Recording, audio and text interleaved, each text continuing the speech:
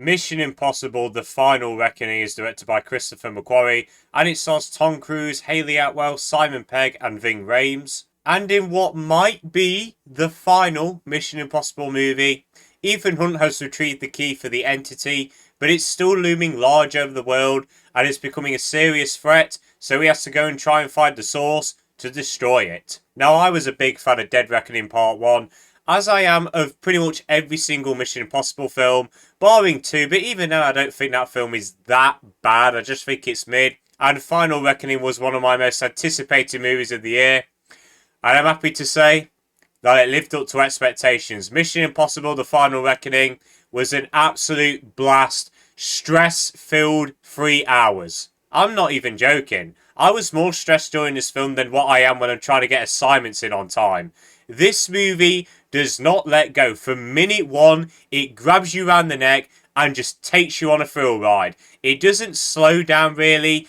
There's tension in every scene and you feel it in every moment. And those moments really come front and centre in the movie's big set pieces. We all know that Tom Cruise is very stupid. He tries to kill himself for our entertainment, and we very much appreciate it. Man's over 60 years old and he's still doing these death-defying stunts. You really got to give it to him. And the stunts that he does in this movie and the set pieces, oh my god.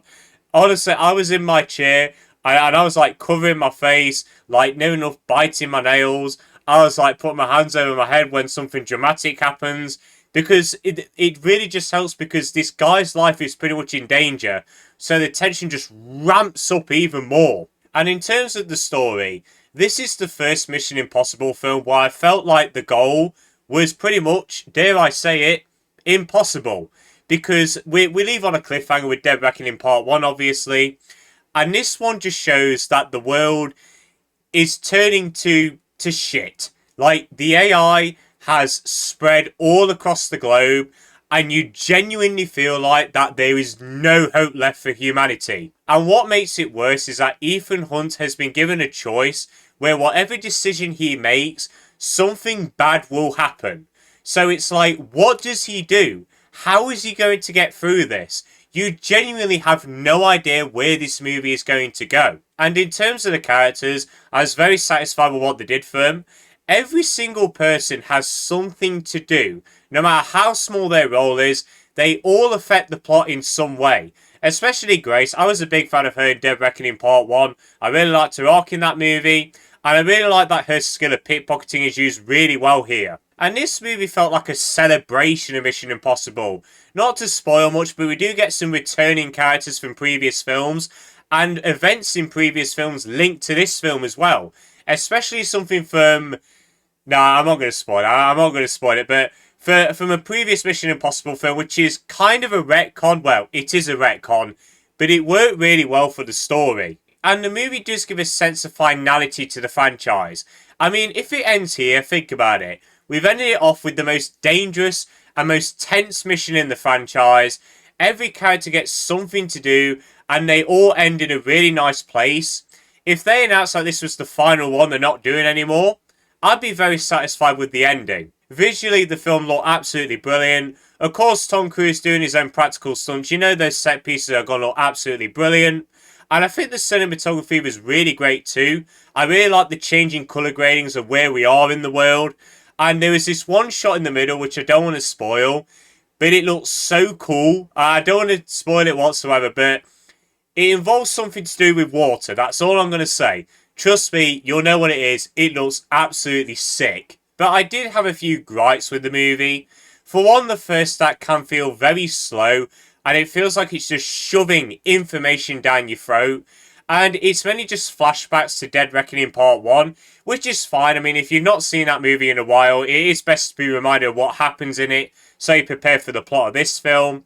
But I felt like there could have been better ways to do that, because it was just like, eat this exposition, eat this information. And it's like, okay, I have no time to process it. And that is mainly due to the film not being able to slow down. It really just want to keep going, which, as I said, is great for this franchise. But I do think there should have been a few moments where he should have slowed down to make us process the information a bit more. And the other small gripe is a spoiler, so I'm not going to get into it.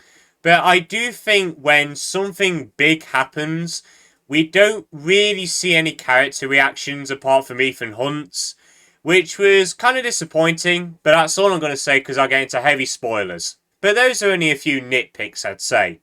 But other than that, I thought Mission Impossible The Final Reckoning was an absolutely thrilling, stress-filled 3 hours with amazing set pieces that just brought this series to a close, if it is the final movie. But if this is the final movie, I think this was an absolutely amazing end to the franchise. Tom Cruise has brought us one of the best action franchises in cinema history, and as I said, if this is the final film, he's done his job perfectly. So Mission Impossible The Final Reckoning is going to receive a 9 out of 10. And people, that is the end of my review. If you have seen Mission Impossible The Final Reckoning, do let me know your thoughts on it. Did you like it? Did you not? Let me know. But I hope you all enjoyed this video. Have a good day. And see you later.